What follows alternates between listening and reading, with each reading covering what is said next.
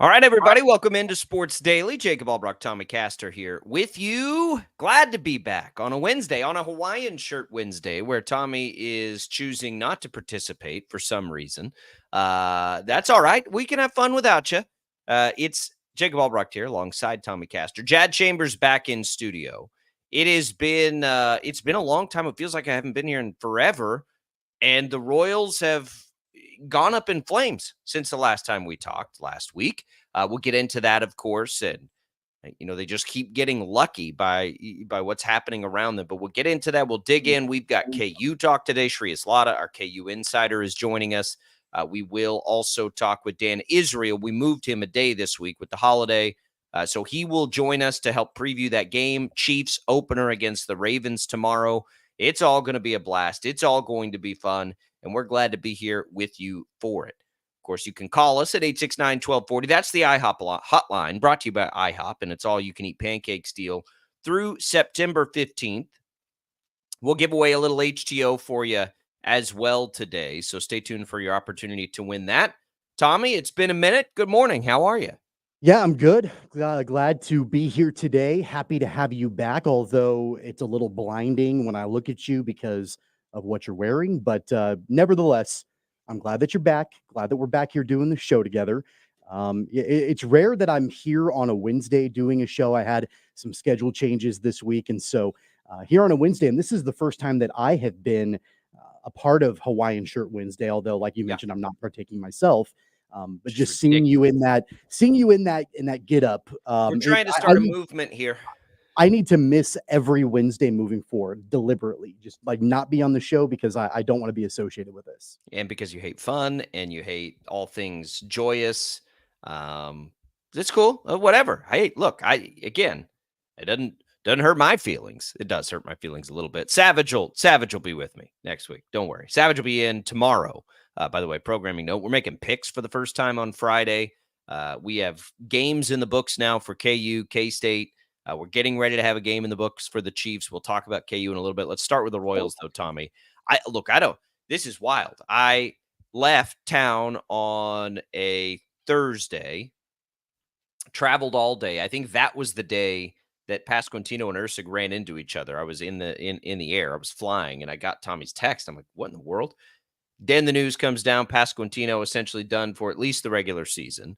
Ursig is broken now since that moment. As we learned again last night, he was not good. And then the wheels just keep falling off. And now what are we at? Seven in a row? The most they've lost in a row this season by far. Now, glass half full, Tommy, they haven't lost much in the standings. They're still 4.5 games up of Detroit and Boston because they keep losing. Boston and Seattle have both lost 4 straight. So the damage isn't there. That, the unfortunate part is if they're winning any of these games, they're creating a cushion that would be insurmountable at some point, but they're not. So it looks like this thing's going to be stressful the rest of the way.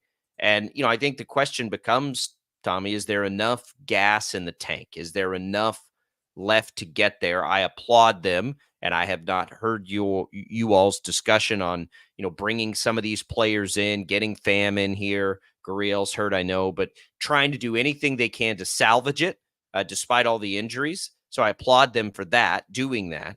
But it's got to be enough. Brady Singer was fine last night, and the bullpen let them down. I don't have an answer for anybody out there. Other than they need this day off badly tomorrow, and it's just going to be a battle of attrition. Pasquantino being out the rest of the way is a just devastating blow, but so is essentially losing your closer, Tommy, which is what's happened here. Ursig came in. Where did he come in? The 7th last night, and was bad. And it seems like he's done. Seems like he's broken. And man, if he's broken, we're back to that point we were at a long time ago where the bullpen is now very, very flawed. And I don't have a good answer other than they're just going to have to scratch and claw their way through and hope these other teams continue to struggle as well.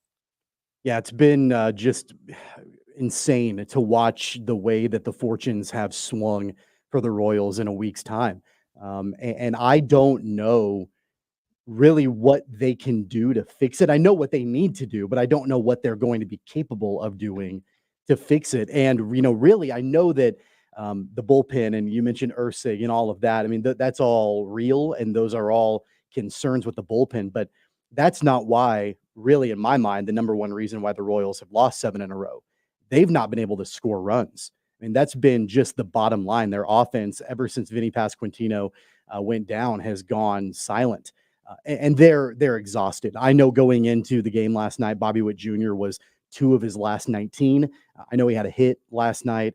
So he had 2 hits. He was 2 for 3. So it was a decent night for Bobby Witt Jr. He also added a walk there, so it was productive. But going in to the game, he'd been tired.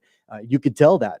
They gave him a day where he could be the DH over the weekend just to give him at least some kind of semblance of some rest and a break, but they absolutely need him and have to have him in the lineup every single day. So he's not going to be able to get the rest that he probably so desperately needs. And, of course, tomorrow's an off day, but Salvador Perez was 1 for 3 last night. But going into that, he was 1 of his last 22. So he was exhausted also. I think the other big thing, and I mentioned this yesterday when we were talking to Mike Gillespie from Kings of Kaufman, is that by not having Vinny Pasquantino in the lineup, it changes the way that pitchers are going to approach this lineup. They don't have to worry about the 3-headed monster of Witt, Perez, and Pasquantino. Really, it's just going to be Witt and Perez, and they've just got to get through those 2 guys. That's easier said than done, but still, like, you would rather face 2 monsters in the middle of the lineup as opposed to 3. Well, you get Pham to help you at the top. That helps. You can't. I mean, you could sit Bobby Witt Jr., I suppose, but they're not going to. And I and wouldn't. I but wouldn't either. By the way, I would not sit him either because I don't want. I'm trying to think of a good way to phrase it. It's not waving the white flag. That's too dramatic, clearly. But it almost is like on this current stretch. I would rather see them leave him in there and let those guys battle through it. They're going to start winning. They're not going to lose every game the rest of the season. This has spiraled out of control on them, and it is caused by some very fluky, freaky things. And they'll need a chance to rebound from it, and they will. Look, they have been very as unlucky as they have been very lucky at the same time because they haven't really given up much in the standings. That is very, very fortunate. from a Because wild we're card perspective, from from a wild division oh, yeah. perspective, yeah, It doesn't that's matter that's anymore, pretty though. much out Like, the window. it really doesn't matter anymore. You just gotta get there now. Like, it's not, the one game wild card and all that. We had 2 wild card teams in the World Series last year. It's just not that important anymore. You just have to get there. And Here's where I and disagree with you, though. I think that even though the divisional race is at this point probably out of the question, I do think that matters, and I think it matters significantly from a morale perspective. Because yeah, they may not have given up a ton of ground in the wild card race as of right now. They've gotten, like you mentioned, lucky, fortunate with the Red Sox and all of that because they've still been able to hang on to that lead in the wild card. First off, that could evaporate if they keep playing the way that they're playing in a Sure. matter of days.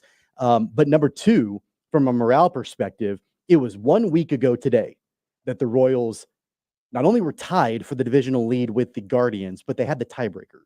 Had the season ended on that day, they would have been the AL Central champions. That unraveled in a matter of 7 days to now they are not in contention for the American League Central. That does something to you from a morale perspective if you're not careful.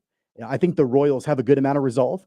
I think that I would think that inside their clubhouse, they know how to manage that sort of thing. But still, if you're not careful, it's already gotten out of control from a divisional perspective, but it could very easily spiral even further if you don't manage this whole situation appropriately.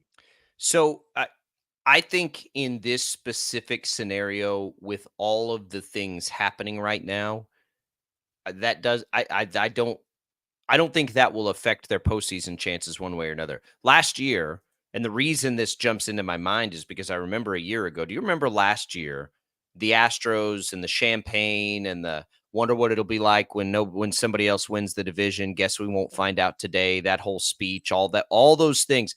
the Rangers last year lost 4 out of their last 6 to absolutely blow the division lead and limp into the postseason as a wild card. They're a streaky team. They win the World Series. The Royals are not the same sort of team. They don't have the same kind of firepower in the lineup that the Rangers have, but they have better starting rotation if those guys are able to, to do what they do. And they both had flawed bullpens, but it didn't affect them once they got there because they were still like the Royals haven't been there in so long. The second, even if they lose the division, the second that they clinch a playoff spot, that buzz and excitement will carry them right into the postseason.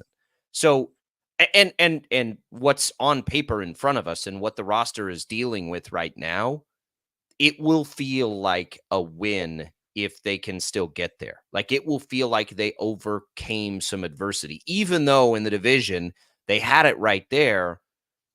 At this point now, like I just have don't care. This is all about just getting your spot at the table anymore. And there are so many concerning things, the fatigue in the starting rotation. If you don't have Erceg, the bullpen is real shaky and you're without, maybe your best run producing bat in the lineup and Vinny Pasquantino, who's not going to be back. Like you just have to take him out. You don't have Quatrero there to help try to find the right buttons to push. And I don't know what those are. I would say I would have Salvador Perez behind Bobby Witt Jr. And then I would probably try, I don't know, DeYoung maybe in the cleanup spot or for me, somebody that's just productive that you can't just pitch around those two guys. Like if you put, let's say Freddie Fermin there, and somebody pitches around and you've got Freddie Fermin will have a productive at bat. Like it's going to look very different than it used to where you just had those 3 mashers there, but you got to figure that out. And they have, a month to do it. But I think as long as they can get there, they'll be okay. And that has to become the singular focus of everything right now. I get it. I think that's also easier said than done. And I'm not suggesting that, the Royals are not a playoff caliber team. They've shown all season long that they can overcome adversity, that they can, find ways to win, even when they're not producing at 100%. I mean, that's been in place multiple times throughout the season where they've not been at 100% and they've been a flawed team. They know how to win by being a flawed team. This is different because it's way different. This is 7 in a row. And this is, not just a blown game by a bullpen here or, leaving runners on base and scoring position there. This is a consistent over 7 games. They've not been able to produce offensively. Say what you will about the bullpen. And I know that there are concerns with Erceg and, that's just something that has continued just overall the bullpen not being, at the top of its game. This 7-game losing streak has been driven by a lack of offense. They scored 1 run last night, but before that, they hadn't scored more than 2 runs. You have to go back to the Guardian series last week, the last time that they actually scored more than 2 runs in a game. So it's not been productive offensively for them. They miss not only Pasquantino, they miss Hunter Renfroe in the lineup. And I don't know what that looks like for his return. Back soon, I think. They got they got positive news there yesterday. They need him back in the lineup for sure. And they need him to be the Hunter Renfroe that he was before he went on the IL. So they're missing him. The Yuli Gurriel signing, which we talked with Mike Gillespie about yesterday, on paper seemed like it would be a really, low risk, potentially the high reward or decent reward acquisition for the Royals. There's no guarantee that he'll be back at all, after playing 1 game or 2 games with the Royals. So they've been snake bitten in a lot of ways. And, I get the whole philosophy of them limping into the postseason and you get you can reset the table with your starters. You can kind of make sure that and the Royals are built for short series like that in the playoffs. Yeah. I get that entire philosophy, man. I'm just concerned that they may not have the firepower to even get that far. If this continues, it's going to be a challenge for them, I think, to even get that final wild card spot. Yeah, I mean, it will be. It's not like the problems are not mental. Like they've lost too many players, right? It's a battle of attrition for the roster right now, and no team could overcome losing, your 3-hole hitter who's one of the more productive bats in baseball. No team could withstand losing your closer. Could withstand, not just that, but you've lost Renfroe in the lineup recently. You lost Hunter Harvey, who you went and acquired. So Michael basically, Lorenzen is you on the IL. yeah, you've lost a start. You've lost 20% of your starting rotation. Your arguably most productive run producing bat. You've lost your closer. You lost your perceived setup man for that closer. And those things pile up. And so can they overcome it? Yes, they can. Will they? They've got 7 more of these games where like the timing of this is so tragic because of who they're playing at the moment. They still have one with Cleveland tonight. They still have 3 with Minnesota, and then they have 3 in New York after that. And then they do finally begin to get some schedule relief after, which will help. So it's going to be a battle of attrition, and it will be a battle to see how many of these pieces can they get back. So twofold. Can they get there still? And then what do they have when they get there? And in theory, you would have Lorenzen back. You could have Ursig back to form by then, maybe. You could have Renfroe back, certainly. So there are pieces that you could have Harvey back by that point. Like there is a light at the end of the tunnel. You just have to get there. And getting there is going to be tough. That's why I say it's been so fortunate right now that in this struggle, they haven't lost much, if any, ground in the wild card. That's what's remarkable about this. So good luck, Guardians, with your division crown. Like I don't even like it'd be nice to beat them today, not because it could get them back into the divisional race, just because they need a win so badly. But it's rough. I mean, it's a punch in the gut. When you a week ago are saying, okay, like the Royals are leading this division, right? And but so we cautioned there. We cautioned, like, hang on, like I Yeah, know they're leading the division, but they still at that point they still had 16 straight games against really good teams. Yeah, but they had played extremely well against the Guardians in their season series against them. Even if they lose today, they still overall win the season series with the Guardians. So, I think you felt pretty good about that series coming in, especially after you took 3 or 4 from them on the road and just about swept them. It's a gut punch. It's a gut punch when you get all the way to the top of the mountain. You're there for a moment, and then you just completely fall off that cliff.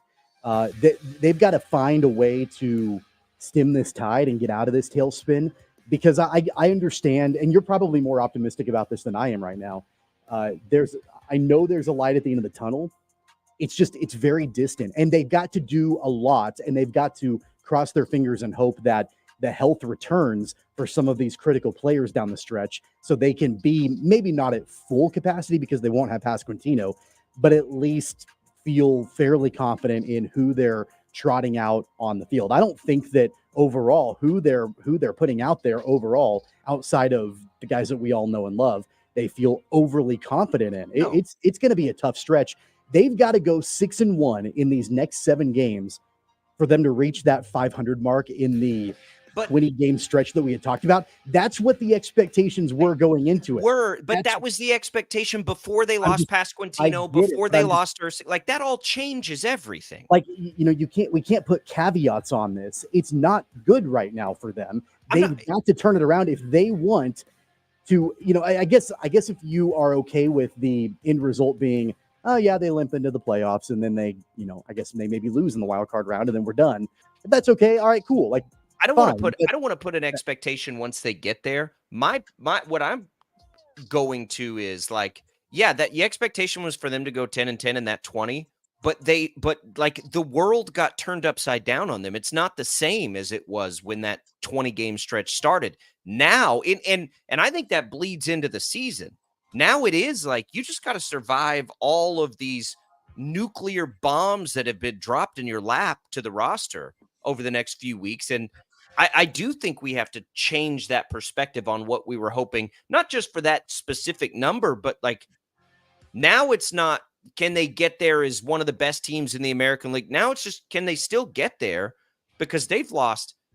I mean, again, no team in baseball is going to overcome directly what they've lost. Now, do they lose 7 in a row? Obviously, again, the timing is just tragic on all of this.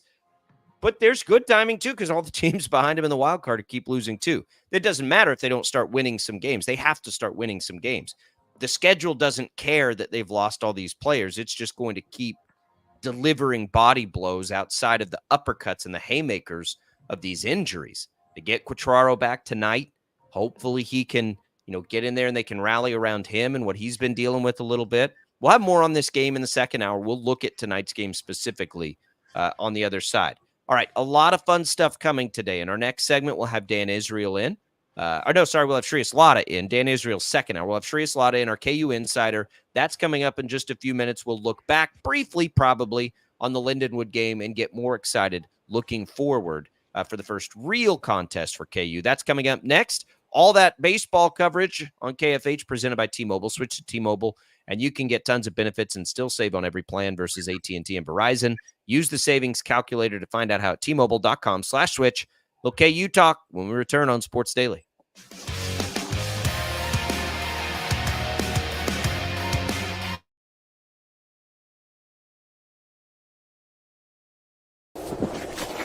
Colin Huck's power washing is like getting to the top of Mount Everest with only a bag of beef jerky and a soda. Huck's can conquer all residential or commercial exterior cleaning woes that you have, leaving you feeling like you're on top of the world. House washing, window cleaning, driveway washing, to even graffiti removal. Coming this fall, we'll offer professional holiday lights installation. We love muck and gunk. You don't. Let Huck's handle it. Call for a quote today. Right. Start your day with 12 News this morning. Get ready with Jake's accurate hour-by-hour forecast, so you'll know if you need a jacket when you walk out the door or an umbrella by lunch. Start your day knowing what happened overnight and what's happening now. Live, breaking news all morning long. And plan the best route to work and school with traffic from across Kansas. Start your day right. Start your day with 12 News this morning on KWCH and KSEW. Hey, Wichita, Jim Rome here, celebrating over 25 years as the #1 midday sports talk show on Wichita Radio. Find out why. Tune into The Jungle, weekdays 11 until 2 on 97.5 and 1240 KFH. Sometimes people tell us, I don't get it, it's just tea. But let me tell you, we are so much more than just tea. With more than 25 flavors, the possibilities are endless. Come on in and try them all for free to find your favorite or get us on the go for your busy lifestyle. And don't miss happy hour every day for half-price cups of tea. So the next time someone tells you it's just tea, tell them to come by and find out why we say drink tea, be happy. Clouds are not just the canvas of our imagination. They tell a story. Clouds affect the events of your day.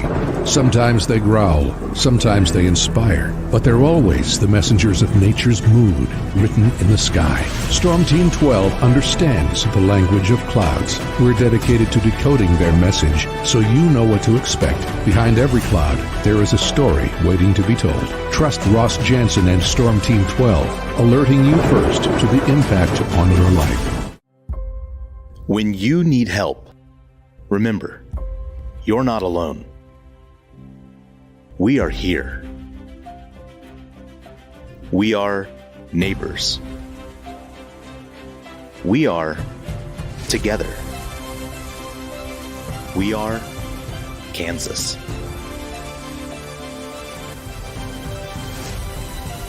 We are 12 News. They say it takes a village. Come together and support local businesses in our neighborhoods. When you contribute to local shops, more money goes back into the economy. Shopping local makes our state stronger. So give back to the communities you love and watch our businesses and communities thrive. Shop local and be Kansas proud. At 12 News, we know you're busy, which is why we're here whenever you need us. Anytime, any screen. With live breaking news. Critically hurt after an apartment. Storm Team 12 forecast. Snowing for many miles. And the stories you don't want to miss. The scene's still very active Just right search KWCH 12 News wherever you stream and catch up on the latest news of the day. All for free and on your schedule, hopefully making your day a little bit easier. And did I mention the Storm Team 12 forecast? 12 News whenever you want. Sometimes people tell us, I don't get it, it's just tea. But let me tell you, we are so much more than just tea. With more than 25 flavors, the possibilities are endless. Come on in and try them all for free to find your favorite or get us on the go for your busy lifestyle. And don't miss happy hour every day for half-price cups of tea. So the next time someone tells you it's just tea, tell them to come by and find out why we say drink tea, be happy. Determining fact from fiction. That's our full-time job. You need to have someone give you the whole story from every side. To help you when no one else is listening. You need someone to put you first. That's what we do. We bring you the facts first, When you need it. wherever you are. 12 News. Facts first.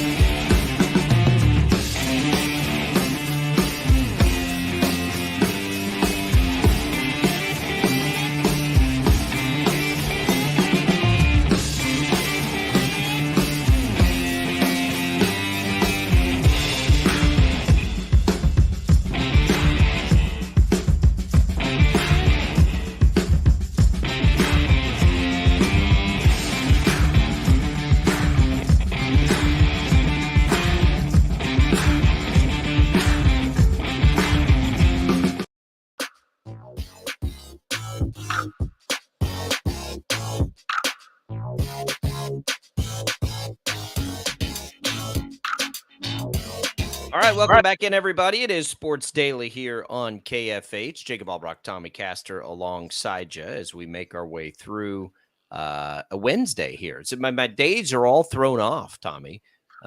This portion of the program, by the way, brought to you by Crestview Country Club. Check out Crestview Country Club right now. Never better weather to golf than right now. Great opportunity to get in there to the bar, watch some of these football games. It's all set up for you and should be just ready to rock and roll. The fall is here.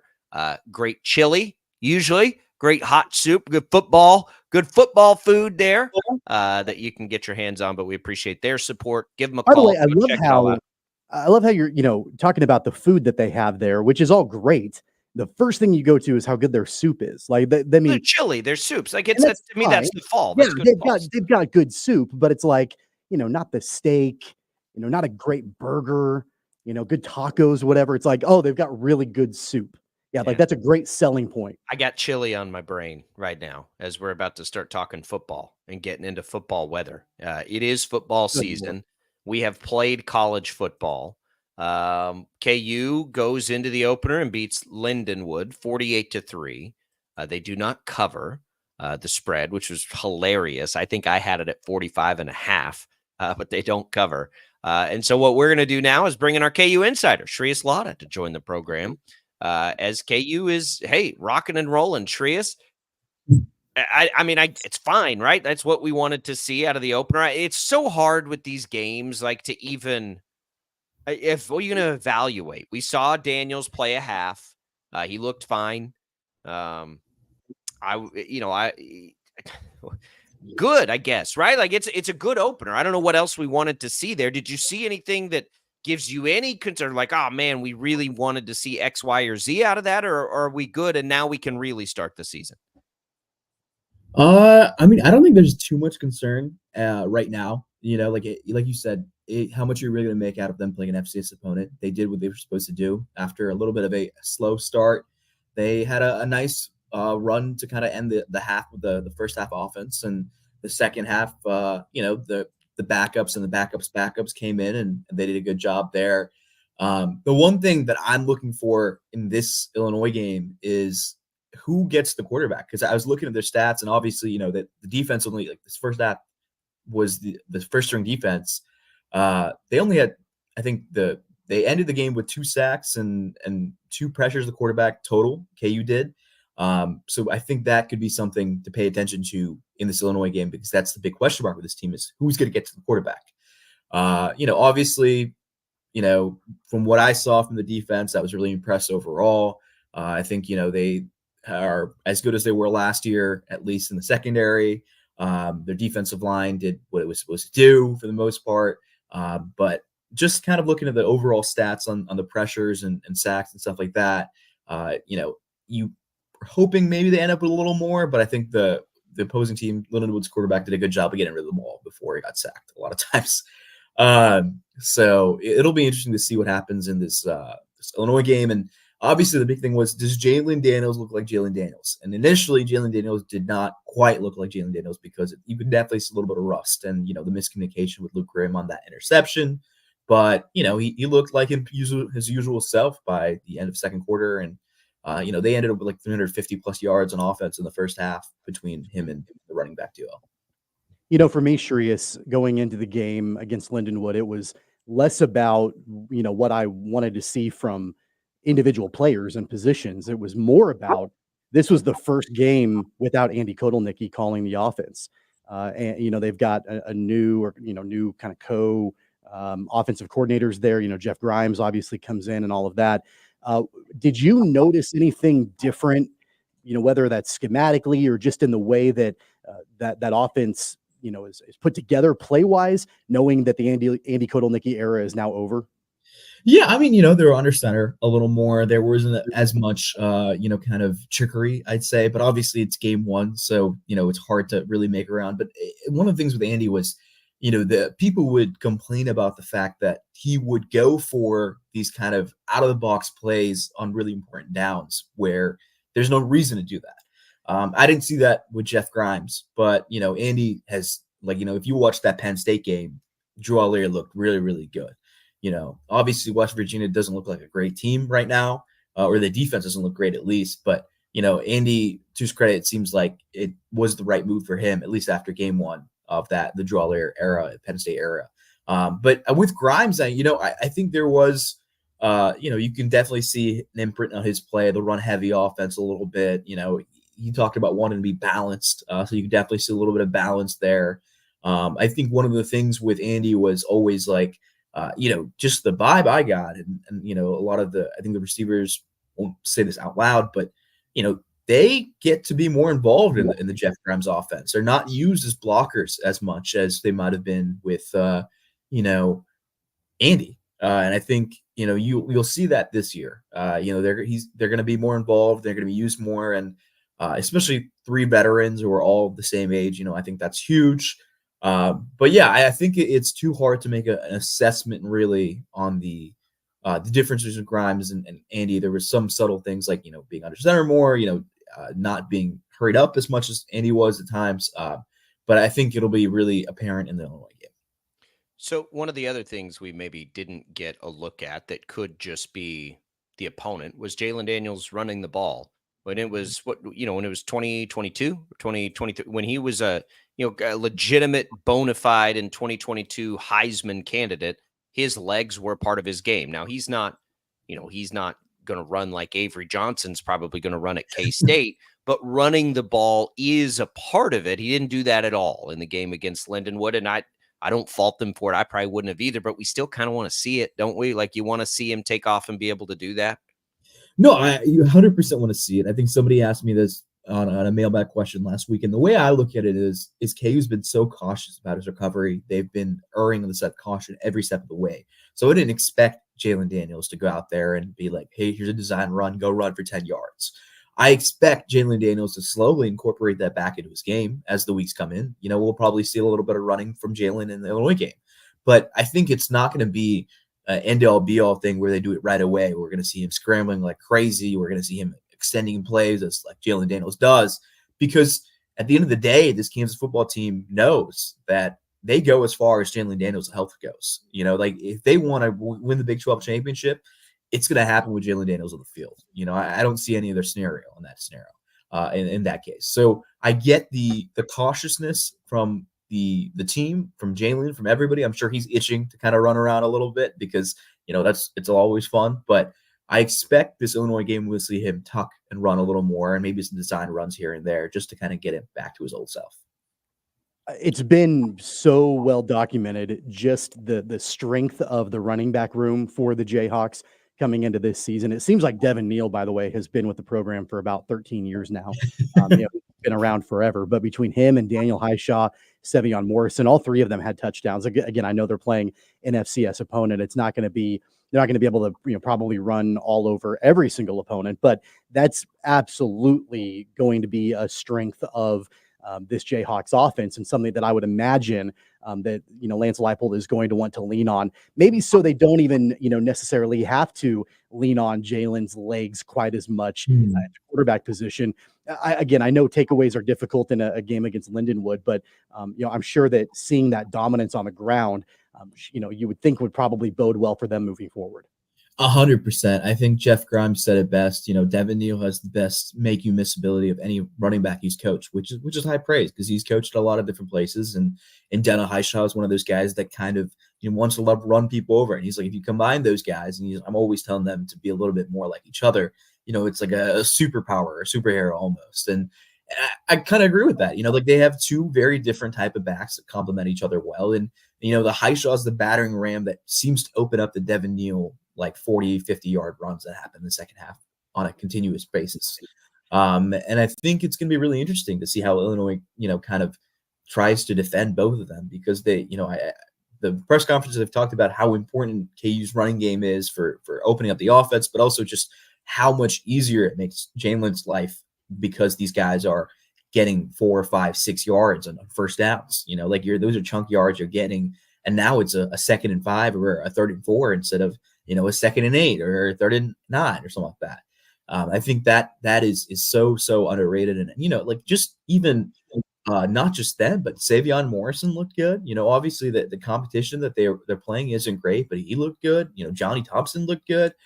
There's a lot of bright futures in that running back room. And it tells you, a guy like Sevion might be playing a more prominent role at a team that isn't as stacked as Kansas is.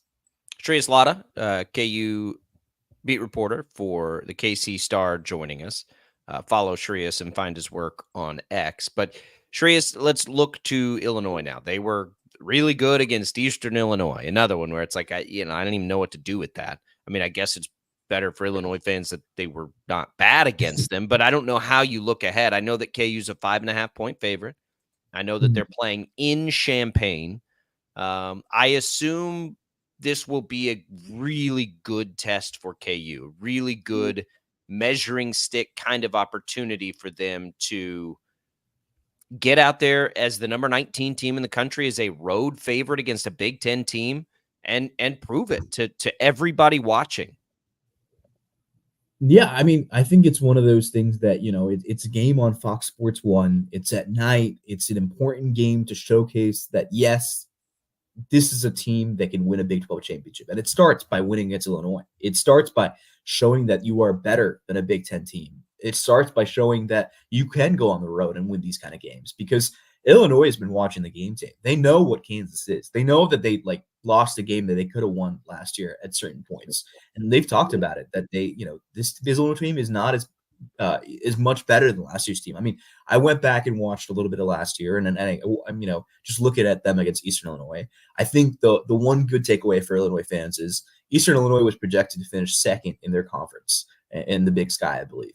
And last year, if I remember correctly, Illinois barely beat Toledo. Toledo, obviously, pretty good team in their conference and an FCS team, but the fact that they're already off to a better start this year than last year is a promising thing for Illinois fans. So I expect this to be a test, and I think it'll be closer than Kansas fans expect them to be, because there's going to be some growing pains. And I expect, these coaches know each other well. Lance has talked about how Illinois coaches has been kind of a helping hand in times he's needed. So I expect Illinois to be ready, especially at home. It's sold out for the first time in a long time.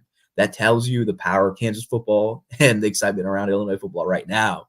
And, I think it's going to be a really interesting game, because it's going to be, looking at a team like Illinois, which is so physical on both ends, defensive and offensive line. They've done a big job of, getting transfers. They brought in a guy from Florida State that's going to be a nice defensive tackle that is pay attention to. And, just you look at that, and if Kansas comes out there with a commanding victory, to me, that is a big showcase of where this team is and where they want to go. Shreyas, checking out your article that you dropped this morning on both the Kansas City Star and the Wichita Eagle about the one area that the Kansas defense struggled a year ago against Illinois. That was limiting Illinois' quarterback Luke Altmaier on the ground. He scrambled like crazy. I remember that a year ago in that game in Lawrence. And that, to your point in your article, was kind of a theme for the Kansas defense a year ago, having a hard time containing quarterbacks and keeping them from scrambling and running all over the Kansas defense. What did you find out as you were writing that article? Of course, we'll obviously ask people to go and read it, but some of the things that you found out as far as what the Kansas defense is trying to do, at least in this particular game on Saturday, to keep that from happening again. I talked to DJ Withers about it, and he said the big thing is you got to limit these guys in their pass rush lanes. Like, you got to go in and kind of wreak havoc there, and you get to the quarterback early. I think Kansas last year really struggled with limiting, kind of scrambling dual threat QBs. If there was a weakness on that defense, it was that, and maybe, the rushing, they could have been a little better rushing defense wise. But, you look at this Kansas team, they know that all the things that happened last year, they have that in the back of their mind. This is an old team filled with a lot of continuity. So there is a sustained focus on, defending a guy like Luke Altmaier who can run with his legs. I mean, last year he had a 70-yard touchdown run. You can't have that in a game like this. Especially when you're playing on the road. That's stuff that changes momentum. That's stuff that can change the game fabric. And, it's important to make sure a quarterback who struggled, throwing the ball against the Jayhawks defense, continues to struggle overall, and you don't give him an out. And I think this Kansas team has done a good job of really focusing in this week on practice. I talked to a few different guys about it, and it seems like the big focus has been, hey, like, we know Luke can run. We know that he's going to do that. So we got to make sure he doesn't get comfortable. We got to keep him in the pocket. We got to make sure that when he is in the pocket that he's taken care of and he's not getting the chance to step into his throws. And when he's running, you have to make sure that you're making it limited to 1-2 yards instead of big 10, 15-yard chunk plays that can change the fabric of the offense in the game.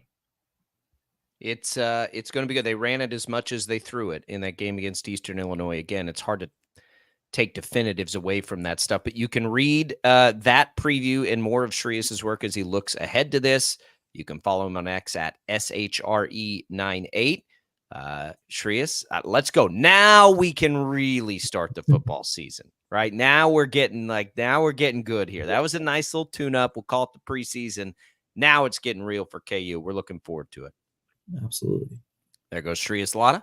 Appreciate his weekly visits here, our KU insider for Sports Daily. It'll be fun. We'll have much more on that game as we make our way through the week into the weekend. We get them on Saturdays. Like, this is real. We're real here now, Tommy, and we get a real test, and I'm excited about it. 5.5-point spread. Illinois seems to be for real. I didn't realize they had sold that game out. That's going to be fun. Yeah, that is going to be fun. It'll be a blast. And, I can't remember the last time that we were talking about, a team selling out their stadium for the first time in a long time. I think it had been like 5 or 6 years since Illinois had a sellout, and they sold it out for Kansas coming in. Number 19 Kansas, right? With a Heisman candidate quarterback. I get it. It's we're there, and I can't wait for it. That game is going to be fun. We've got a good slate this week after having to kind of sit through it last week. We got a good slate this week. Tulane, a good opponent for K-State as well. We got a couple of good true road games happening for the two teams this week. That'll be a lot of fun to watch on Saturday. More on that as we make our way through the week. Let's come back and we'll have some fun here as well. We've got our Chiefs insider, Dan Israel, coming up top of the next hour. A little housekeeping in the next segment. We'll get you ready for that. Don't go away.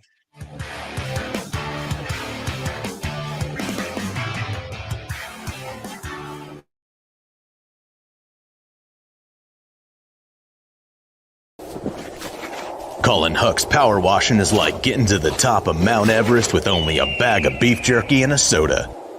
Huck's can conquer all residential or commercial exterior cleaning woes that you have, leaving you feeling like you're on top of the world. House washing, window cleaning, driveway washing, to even graffiti removal. Coming this fall, we'll offer professional holiday lights installation. We love muck and gunk. You don't. Let Hux handle it. Call for a quote today. Right. Start your day with 12 News this morning. Get ready with Jake's accurate hour-by-hour forecast, so you'll know if you need a jacket when you walk out the door or an umbrella by lunch. Start your day knowing what happened overnight and what's happening now. Live, breaking news all morning long. And plan the best route to work and school with traffic from across Kansas. Start your day right. Start your day with 12 News this morning on KWCH and KSEW. Hey, Wichita, Jim Rome here, celebrating over 25 years as the #1 midday sports talk show on Wichita Radio. Find out why. Tune into The Jungle, weekdays 11 until 2 on 97.5 and 1240 KFH. Sometimes people tell us, I don't get it, it's just tea. But let me tell you, we are so much more than just tea. With more than 25 flavors, the possibilities are endless. Come on in and try them all for free to find your favorite or get us on the go for your busy lifestyle. And don't miss happy hour every day for half-price cups of tea. So the next time someone tells you it's just tea, tell them to come by and find out why we say, drink tea, be happy. Clouds are not just the canvas of our imagination. They tell a story. Clouds affect the events of your day. Sometimes they growl, sometimes they inspire, but they're always the messengers of nature's mood written in the sky. Storm Team 12 understands the language of clouds. We're dedicated to decoding their message so you know what to expect. Behind every cloud, there is a story waiting to be told. Trust Ross Jansen and Storm Team 12, alerting you first to the impact on your life. When you need help, remember, you're not alone. We are here. We are neighbors. We are together. We are Kansas.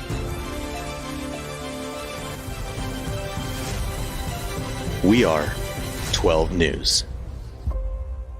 They say it takes a village. Come together and support local businesses in our neighborhoods. When you contribute to local shops, more money goes back into the economy. Shopping local makes our state stronger. So give back to the communities you love and watch our businesses and communities thrive. Shop local and be Kansas proud. At 12 News, we know you're busy, which is why we're here whenever you need us. Anytime, any screen. With live breaking news. Critically hurt after an apartment. Storm Team 12 forecast. Snowing for many miles. And the stories you don't want to miss. The scene's still very active. Just right search KWCH 12 News wherever you stream and catch up on the latest news of the day. All for free and on your schedule, hopefully making your day a little bit easier. And did I mention the Storm Team 12 forecast? 12 News whenever you want. Sometimes people tell us, I don't get it, it's just tea. But let me tell you, we are so much more than just tea. With more than 25 flavors, the possibilities are endless. Come on in and try them all for free to find your favorite or get us on the go for your busy lifestyle. And don't miss happy hour every day for half-price cups of tea. So the next time someone tells you it's just tea, tell them to come by and find out why we say, drink tea, be happy. Determining fact from fiction. That's our full-time job. You need to have someone give you the whole story from every side. To help you when no one else is listening. You need someone to put you first. That's what we do. We bring you the facts first. When you need it. Wherever you are. 12 News. Facts first.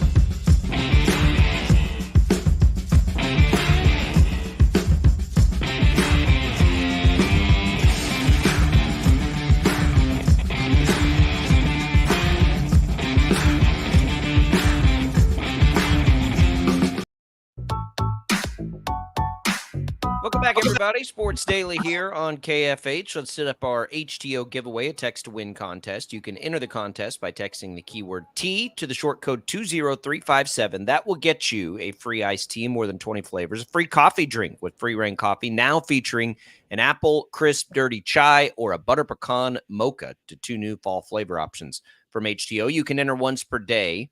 Message and data rates apply. Again, that's TTEA to the short code 20357. Tommy, don't let my shirt fool you. I'm on the struggle bus today.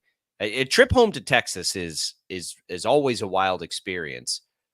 I had 5 fantasy football drafts, I think, over the course of the weekend. I don't really recall who I have on any of the teams. It all just sort of jumbles together. It's so it's hard. But my brother just opened a restaurant, Tommy. They put Keystone Light on draft.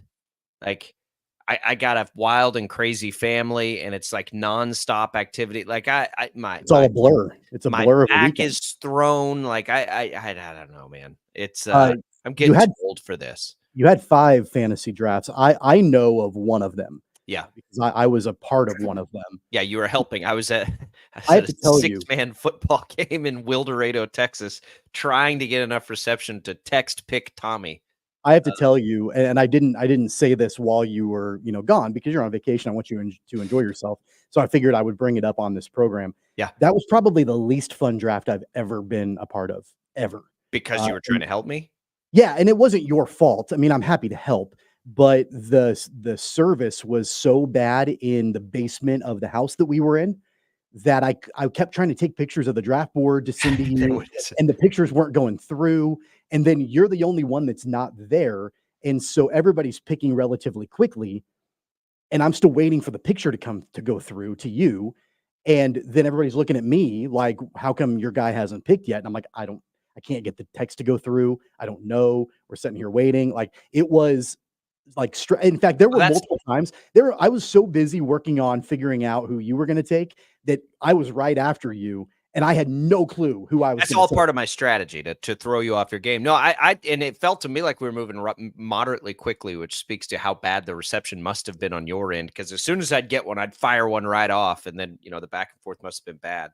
I was watching what was a 3.5 hour long 6-man game. 6-man games are usually very fast, right? They have a coach now who throws the ball every time, which is unheard of. And so the clock's stopping like every 5 seconds. And I'm like, oh, this is insane. But it was fun. I got to see my nieces and nephews. They were playing volleyball. And we'll see how that fantasy team turns out. Football games too? What's that? Do they serve Keystone Light at 6-man football games? They do not. No, they do not. Especially if it's going to take 3.5 hours. That thought did cross my mind, because that was the beginning of the trip before the other shenanigans. We're getting old, man. I can't hang like I used to hang. It's a tough gig, but it was fun. I appreciate you guys holding down the fort, and now we're rocking and rolling. We're right in the middle of it, which means the Chiefs play tomorrow night. Up next, Dan Israel, our Chiefs insider, executive producer of the Chiefs Radio Network, hops on the program. We'll get you all primed up for this game against the Ravens when we return. Don't go away. Sports Daily coming right back.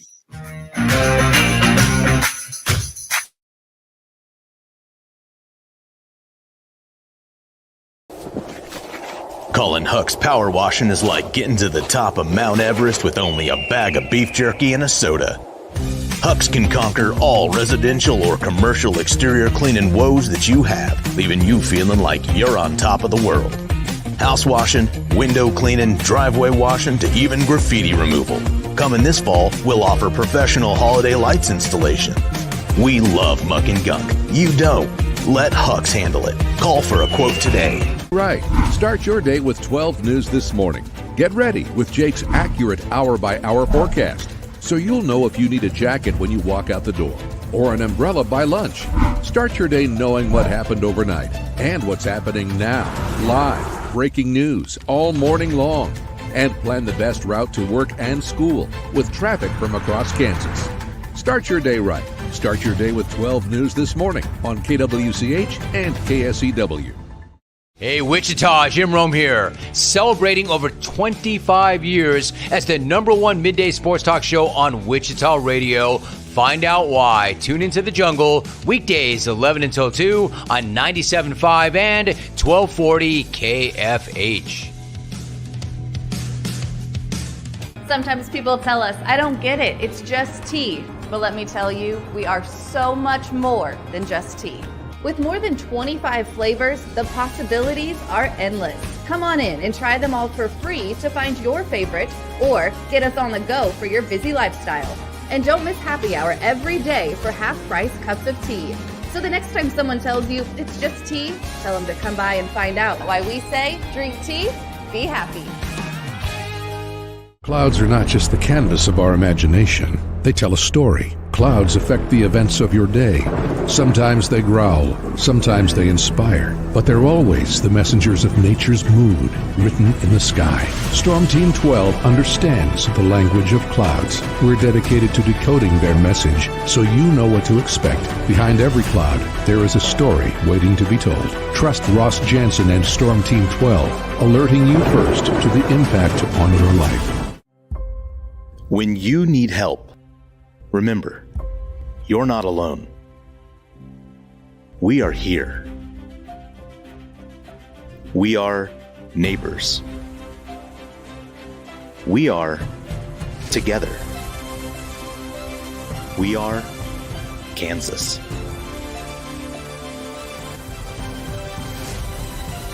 We are 12 News. They say it takes a village. Come together and support local businesses in our neighborhoods. When you contribute to local shops, more money goes back into the economy. Shopping local makes our state stronger. So give back to the communities you love and watch our businesses and communities thrive. Shop local and be Kansas proud. At 12 News, we know you're busy, which is why we're here whenever you need us. Anytime, any screen. With live breaking news. Critically hurt after an apartment. Storm Team 12 forecast. Snowing for many miles. And the stories you don't want to miss. The scene's still very active. Just right search KWCH 12 News wherever you stream and catch up on the latest news of the day. All for free and on your schedule, hopefully making your day a little bit easier. And did I mention the Storm Team 12 forecast? 12 News whenever you want. Sometimes people tell us, I don't get it, it's just tea. But let me tell you, we are so much more than just tea. With more than 25 flavors, the possibilities are endless. Come on in and try them all for free to find your favorite or get us on the go for your busy lifestyle. And don't miss happy hour every day for half-price cups of tea. So the next time someone tells you it's just tea, tell them to come by and find out why we say drink tea, be happy. Determining fact from fiction. That's our full-time job. You need to have someone give you the whole story from every side. To help you when no one else is listening. You need someone to put you first. That's what we do. We bring you the facts first. When you need it. Wherever you are. 12 News. Facts first.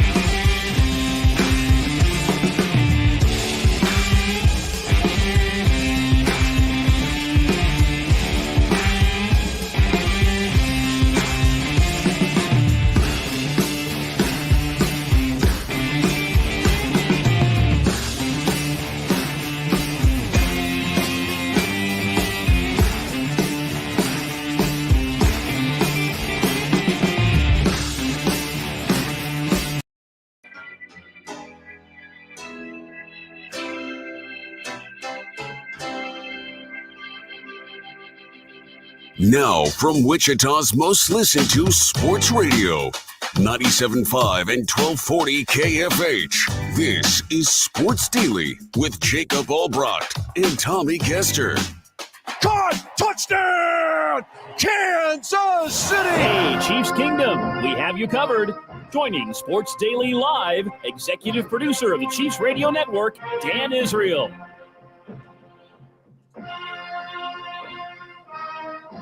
All right, welcome back in, everybody. It is Sports Daily. It is hour number 2 on the program here. Jacob Albrock, Tommy Castor with you on this Wednesday edition. We've got Dan with the holiday week. We've got everything shuffled up a little bit, but it's perfect because the Chiefs open up the season. Tomorrow night at home against Baltimore. You'll hear the game. You'll hear the Chiefs Radio Network, where Dan is the executive producer, over on KNSS, your home of the Chiefs here in Wichita. Excited to have it. Dan, does it feel like we're in football season yet? You ready for this? Almost. It is just around the corner. I love that the tradition of Red Friday has kind of now become the tradition of Red Wednesday. Isn't that crazy? What a blessing. Yeah, we start these Thursday night openers. It becomes a tradition. The Chiefs lost it last year, I should say, to the Lions. I got to tell you, I'm feeling squirrely on this one with the Ravens. I don't know why. Well, I do know why, because they added Derrick Henry. Yeah. I just cannot imagine John Harbaugh is going to make the same mistake he made in that AFC Championship game by not running the ball. I think we're going to get a real test for the Chiefs defense, the somewhat new look defense, to see if they can stop the run, because they weren't tested in that game last year for whatever reason. I would imagine Baltimore runs the crap out of the ball tomorrow, and it's going to be tough. Yeah, it's hard to believe, Jacob, they'd make the same mistakes twice, right? I mean, I think if anybody looks at that AFC Championship, the one thing you look at is, why did Baltimore abandon the run? I mean, that's their bread and butter, and they got rid of it. Well, they're even more committed to it now, right, with Derrick Henry. And I've been up close to Derrick Henry on multiple occasions. And, gentlemen, I'm telling you, it's scary. The man is huge. He is just – he's like a massive tree trunk. And so I think the addition of him makes this team a very formidable AFC opponent. And frankly, that's exactly why we're all a little nervous, right? I do think it's interesting, the parallels to 1969 here, where the Chiefs opened the next season, the 70 season, after winning the Super Bowl against the Vikings in 69. They opened the 70 season against the Vikings, and they did get trounced. You know, I mean, the Vikings had a lot of revenge to play, and I'm sure the Ravens are coming to town that way too. So you take a very good team, a well-coached team, and you put a little, piss and vinegar behind it, and what you got is Thursday night. It'll be entertaining for sure. Dan, I think that part of the reason why, I would anticipate the Ravens just trying to run the crap out of the ball, and not only Derrick Henry, but also the fact that probably stopping the run is maybe one of, I don't know, the weak spots potentially with this defensive line. We know that pass rush is there, and it has been there, with the guys that are returning for the most part. But I'm really interested to see how well they can try to stop the run. And, I know that you can't really contain Derrick Henry, but at least you hope to slow him down. What do you want to see from the defensive line if it does end up looking like the Ravens are going to run the ball a lot? I really feel like you can rattle Lamar Jackson.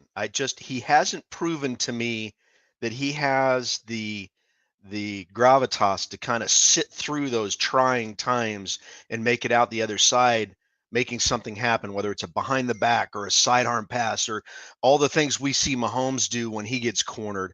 I feel like Lamar Jackson can be put in kind of a, pushed into a place where he's uncomfortable, which is odd. Now, keep in mind, Jackson's only 27 years old. He feels like he's been around a long time, to be honest with you, but he's only 27 years old. So he's going to continue to get better every year. I thought last year the Ravens saw him get better as a pocket passer, sitting back there and kind of relaxing in those middle of the field downfield throws. He got very good at.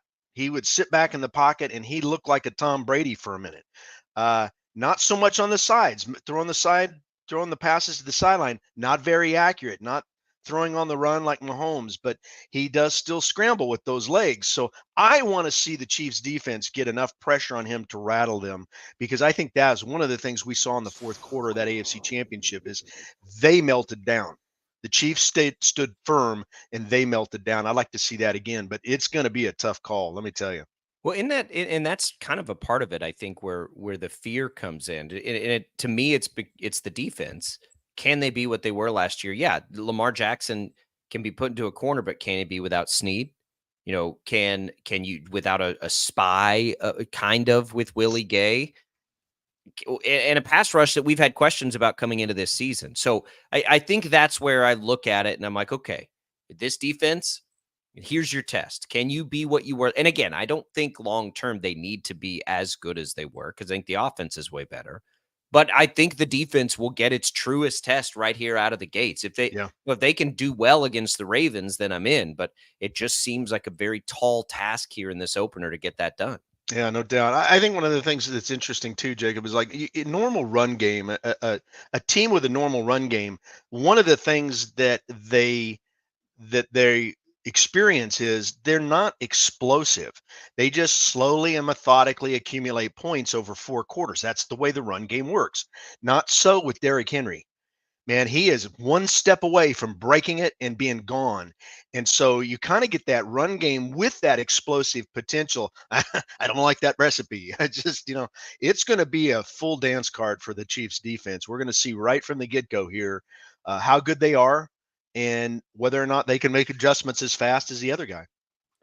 Offensively, Dan, the Chiefs made an acquisition over the weekend. They signed Samaje Perine to join the running back room. Clyde Edwards-Helaire is on the non-football injury list for the first 4 games, won't play for the team. And, first and foremost, you never, want to wish ill will on Clyde Edwards-Helaire. However, I do think that with the addition of Samaje Perine, I actually like the running back room better with Perine instead of CEH there in the rotation, primarily because he adds that additional threat of pass catching out of the backfield that they don't have, they didn't have when they chose to not re-sign Jerick McKinnon. What do you see from Samaje Perine? What does he bring to the team? And do you think he'll be worked in right away tomorrow night in the game? Yeah, those are all good questions, Tommy. I think one of the things that's fascinating about this is who was going to replace Jerick McKinnon, because Jerick McKinnon just kind of quietly got this chunk of work done when you were 3rd and short and you could depend on him. And, it seems like he wasn't a feature guy necessarily. So, the loss of him might not be significant. It is. And so I feel like Perine was a good addition to that. Now, how quickly can he come up on a 400-page playbook?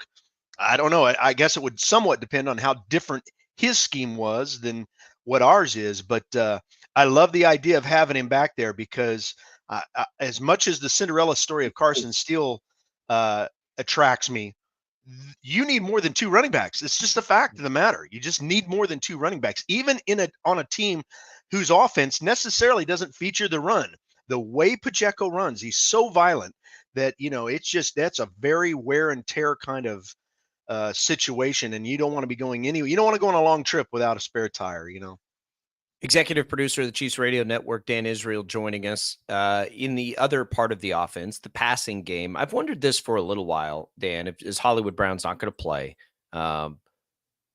Do you think they open it more to Worthy in that scenario? They've had time to do that as the rookie, or is this more of, they've got 2 guys who've been in this offense, and Watson and Smith-Schuster? Does Worthy step into a larger role with Hollywood being out early, or do they just try to have replacement value with some of these other guys, do you think? I would think it's a larger role. I think one of the things that you see with young guys is, receivers are ultimately tasked with knowing the X, Y, and Z positions. And I think when they bring them in, sometimes, you teach them 40 plays and you just say, just learn the X position on these 40 plays, or just learn one position on each of these plays as opposed to all 3 of them. And so, but I think what you have when you have a guy go down is then you see a situation of, hey, this was going to be a featured wideout.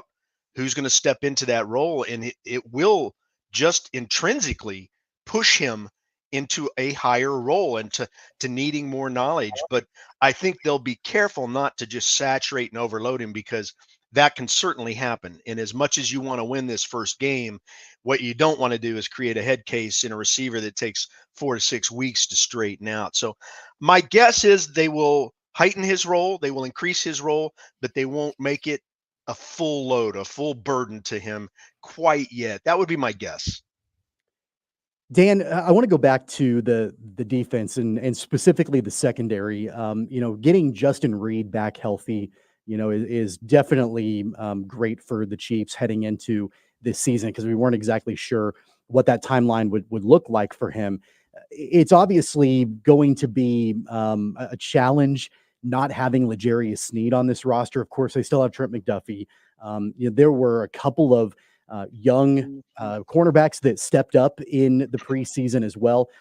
I'm really intrigued by, as the season progresses, and we may not know specifically after just one game, but maybe after the first month or so, what the rotations look like as far as the secondary is concerned. And, if it's going to be kind of replacing Sneed by committee and what that will all look like. Do you anticipate there being some growing pains in the secondary, knowing that you now don't have that two-headed monster of McDuffie and Sneed this season? Yeah, Tommy, it's interesting. For those of us who've been in radio a long time, you can put two guys together on a show. Do they have chemistry? You don't know that until you put them on the show. And I feel like it's the same with these cornerbacks. I think the most significant loss, if you were to look at the defense, the most significant loss is certainly Sneed, and then probably right behind him, Willie Gay. And I think one of the things about losing Willie Gay Jr. is you had Drew Tranquill, who was almost capable of being that guy already because he fulfilled that role already with the injuries that came to Gay previously. So I think that if you look at the linebacker, you can say, well, the depth is really what got hit on that, not the starter, because Tranquill, in my opinion, is capable of starting. However, with Sneed, that is completely different. That is not an easy position to just step into.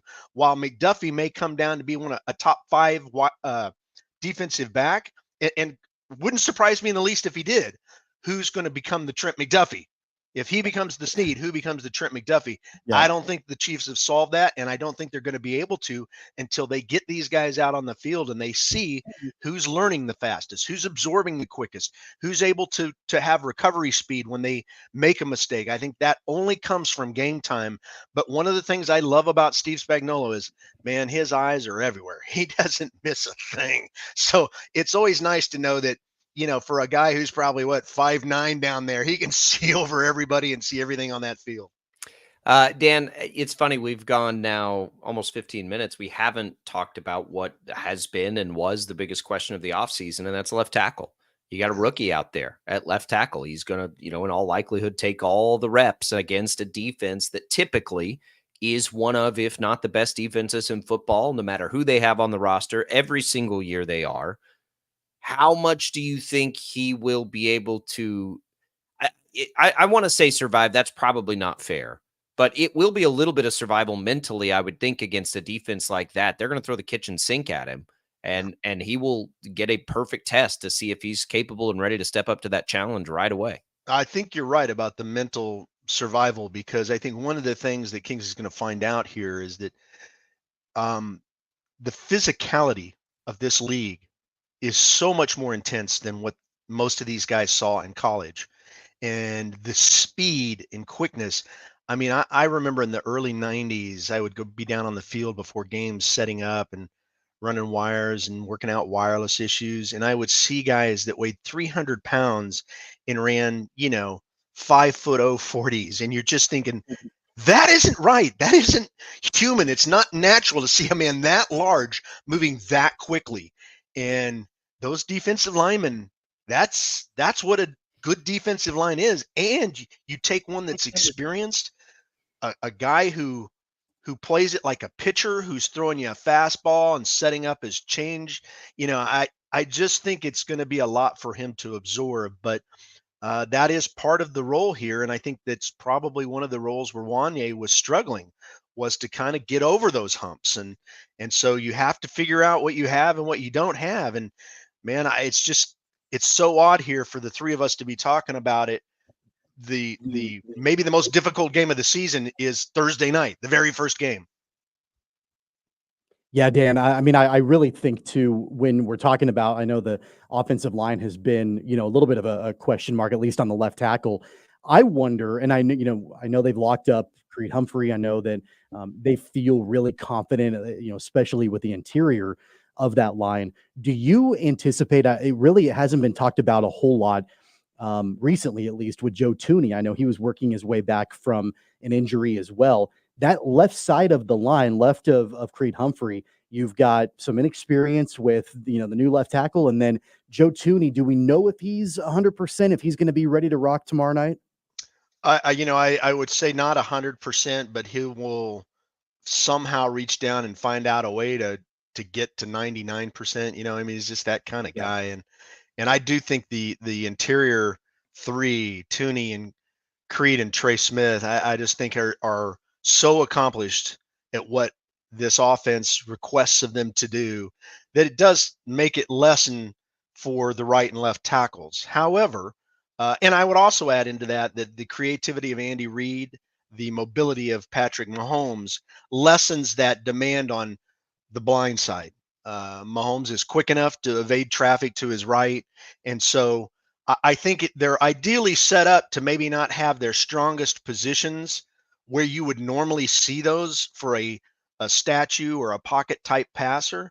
But the tackles are they're asked to do so much in Andy Reid's offense that they've got to be at the very least competent, if not excel in these positions. And so I think you've got to get one of those. Somebody's got to come alive, whether it's the right side or the left side. And I'm really anxious to see how the left side goes, because we've seen it in practice. We've seen kind of sparks, and we've seen things that catch our attention that excite us. But it all comes down to how they play in a game, right? And I remember Derek Alexander, man, he was the worst practice player. You'd look at him and go, how did you make it to this league? And then on game day, he would be like Deion Sanders. It's crazy. They just turn it on, turn it off. I cannot wait, Dan. Yeah. What a great opener we've got. Ravens Chiefs, that rematch. It's as good as an opener as you ever get.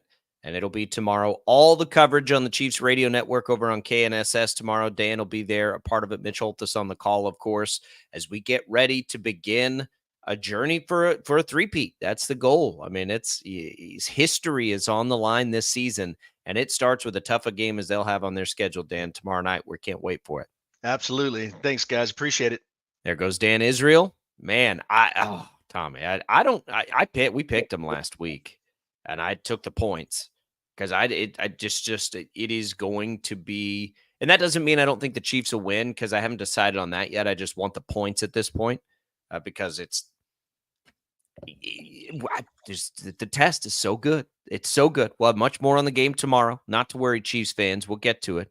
All right, it's open phones the rest of the way. 869-1240, the IHOP hotline is back open. It's brought to you by IHOP. All you can eat pancakes deal through September 15th. So get ready for that. We want to hear from you. You can get in touch with us on our video stream as well, which is on 12 News Connected. It's on Facebook, YouTube, or X. All the different ways to get in touch with the program. It's yours the rest of the way. We'll come back. More Sports Daily right after this.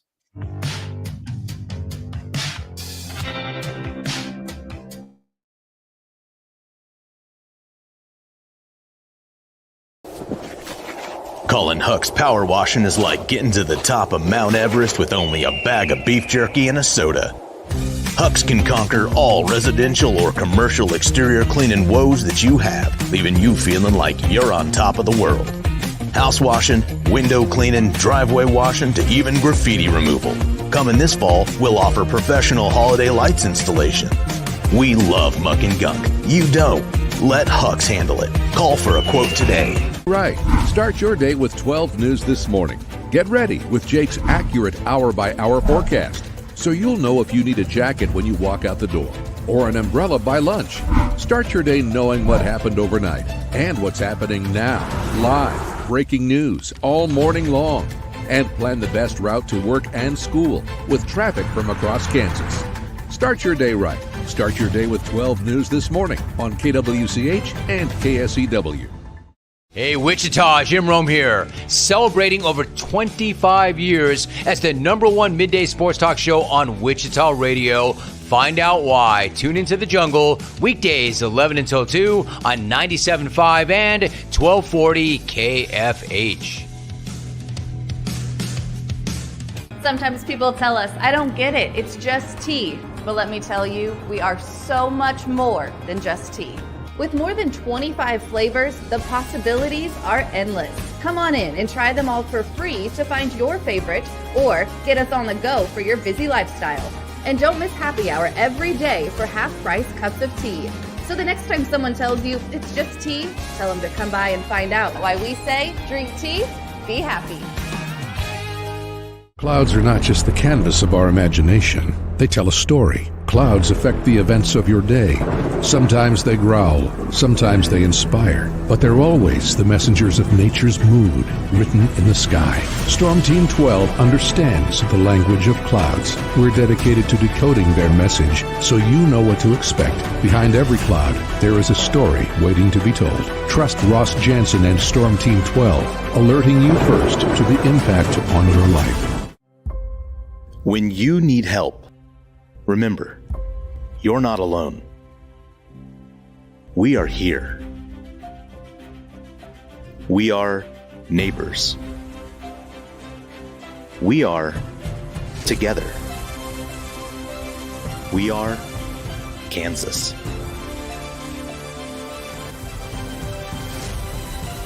We are 12 News.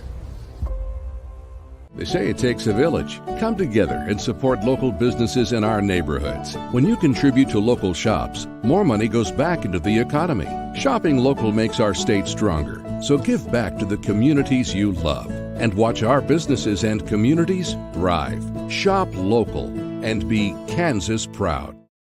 At 12 News, we know you're busy, which is why we're here whenever you need us. Anytime, any screen. With live breaking news. Critically hurt after an apartment. Storm Team 12 forecast. Snowing for many miles. And the stories you don't want to miss. The scene's still very active. Just right search KWCH 12 News wherever you stream and catch up on the latest news of the day.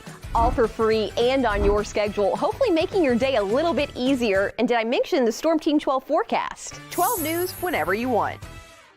Sometimes people tell us, I don't get it, it's just tea. But let me tell you, we are so much more than just tea. With more than 25 flavors, the possibilities are endless. Come on in and try them all for free to find your favorite or get us on the go for your busy lifestyle. And don't miss happy hour every day for half-price cups of tea.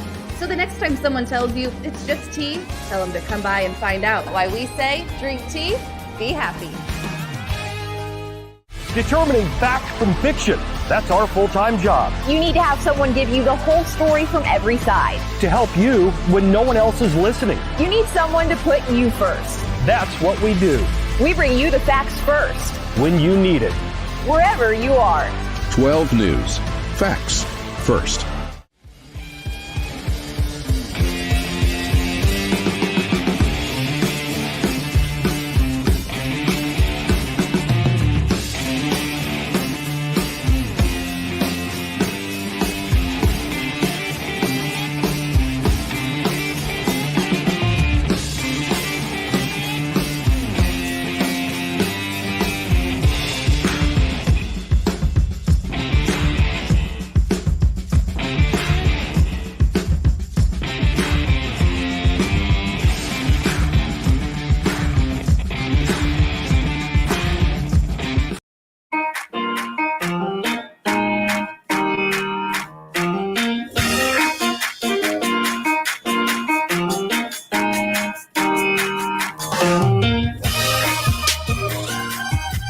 Welcome back, everybody. Glad to be here with you.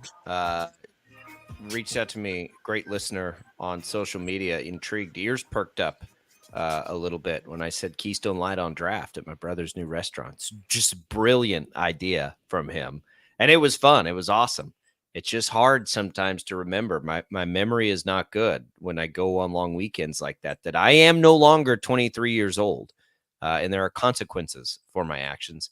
That draft we were talking about with you and I got like a D draft grade. I kept just getting like D and D minus draft grades. I can't wait to prove all the computer nerds wrong this fantasy football season. Hope everybody is through their fantasy football drafts. I love that weekend. It's so much fun as we get ready to start the season tomorrow with the Chiefs and the Ravens.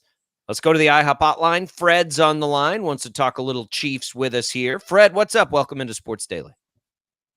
Well, I'm an old-time listener and an old-time follower of the Chiefs. I remember a game we played against Tennessee and Derrick Henry, and the way we played him is we hit him early before he got up to speed to stop him, And the guy I remember doing that was Bolton. He had a great game, had a bunch of tackles against him. So I'm interested in seeing the game tomorrow night to see how they defend Henry. And whether they, spy him with Belton or not, and how they're going to handle the quarterback. But I'll hang up and listen to your comments. Thanks. I appreciate it, Fred. So Derrick Henry, Tommy, quick search, 4 games against the Chiefs, 6 touchdowns in those games, 78 carries, 447 yards. So, and I don't believe that includes the postseason, but it has been a challenge with him over the years for the Chiefs and for every team in the NFL. He is a generational talent. How much gas does he have left in the tank? I'm not sure, but he'll have a lot in week 1 of the season. Baltimore is going to be an interesting offense this year. They feel like they've got 2 great tight ends now, with Andrews healthy and likely doing what he did a year ago. They've got Zay Flowers, who looks like he is a really, really good young player. And now they add Derrick Henry into the mix. It will be a challenging offense to hold down. There's no question about it. Baltimore is very, very good this year. And how does Henry fit in with Lamar Jackson? That'll be interesting to see. I mean, do they treat it like a 2-headed monster? Do they just feed the rock to Henry the whole time? I don't know, but it will be one of those things too. And this is where I've had a hard time looking at it from a betting perspective, Tommy. If you're the Chiefs, do you feel like you need to get out ahead? Because Derrick Henry, if you watch Derrick Henry over his career, he starts to kill you in the second half is when he starts to kill you. Once your defense is a little worn down, it's not usually early in the game, it's late. And so, is the goal then for the Chiefs to strike early and try to take the Ravens' ability in the second half to just pound the rock away? That would be my strategy if I were the Chiefs.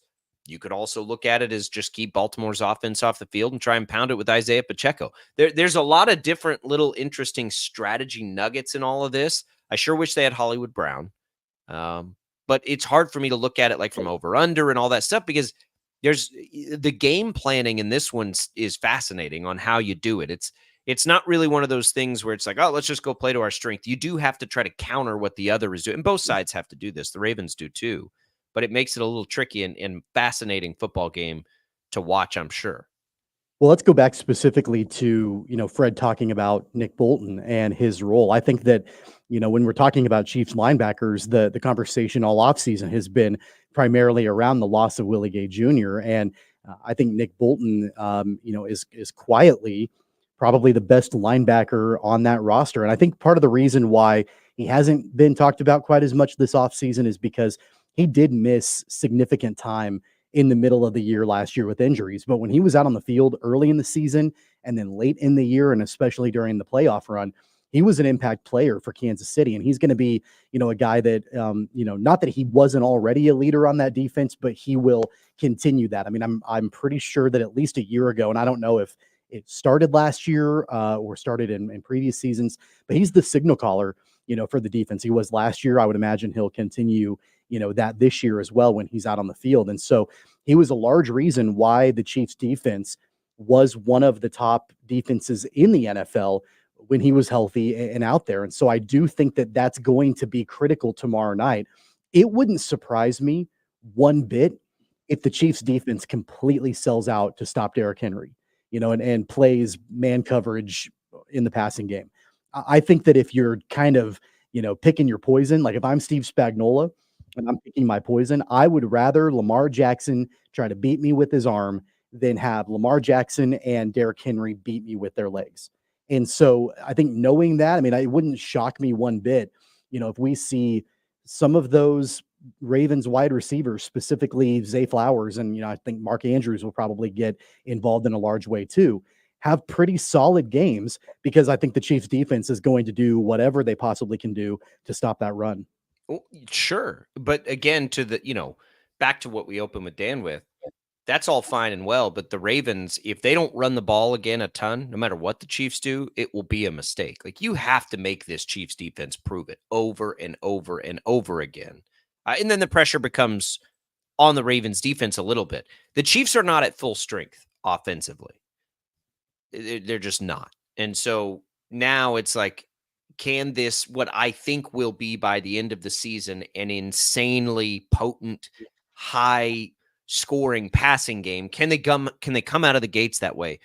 I mean, I guess the good news if you're a Chiefs fan is it's Andy Reid with 2 weeks basically to prepare and an off season. But they, that didn't do them any favors last year in that opener. So look, it's tests all around. These may very well be the two best teams in football. I'm not particularly concerned offensively for the Chiefs going into the game. I mean, I know they don't have Hollywood Brown, and you obviously, when you're playing his former team in the Ravens, you'd love to have him, there on the field, and that's not going to happen.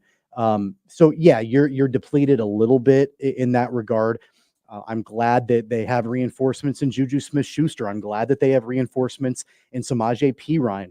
I think that from an offensive point of view, more than anything, I think that they'll be fine in that regard. I'm not overly concerned about that. More than anything, for me, it's about what do you do to slow down a running game that, I like you mentioned multiple times, John Harbaugh is not going to make the same mistake twice. He's not going to abandon the run twice. At least I don't think so. But the Chiefs can make him do that. The Chiefs can make him do that if they score quick. Yeah, but it's easier to make that decision when you have Gus Edwards and J.K. Dobbins, when you've got those running backs as compared to having Derrick Henry as your starting running back. Like that's going to be it was indefensible, in the AFC Championship game for John Harbaugh to abandon the run. It'll be even more so if he abandons it tomorrow night with the running back that he's got now in Baltimore. So I do think that that's ultimately going to be the name of the game. I think what will end up happening, in my opinion, is it will come down to the arm of Patrick Mahomes and the arm of Lamar Jackson. That will be the deciding factor in my mind in the game. Who's going to be more effective in that regard? And, in my mind, it's absolutely Patrick Mahomes. Well, yeah, I mean, that's what the Chiefs would love to happen. But that's the point, right? Like the Ravens don't want this to come down to the arm of Lamar Jackson.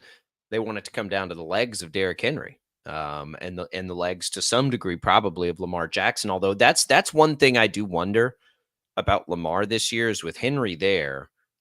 Does Lamar run less this year than he normally does? I think there's a chance that happens. I don't know if there is some way to come up with like I don't know if you call it a read option with those two guys, but like those two together is going to be a really interesting pairing. And I cannot wait to see how the Ravens utilize that. But they're talented up and down. Again, it may very well be the best two rosters, best two teams in football right now. We just get them in the opener, and no matter what happens, I wouldn't overreact to it too much. I'll say that too. I'll tell you, and we've got our betting insider set up. It's PJ Glasser who's going to join us this year for some bets. I can't wait to ask him tomorrow. I love the idea, Tommy, of an Xavier Worthy touchdown prop tomorrow to score a touchdown in that opener. And I just wonder, and I wanted to ask Dan this, we ran out of time, how many shots that he thinks or we think the Chiefs will take to Worthy in the first game. I think it's at least two, just true shots that the Chiefs will take with him. There's no tape on him yet other than the preseason.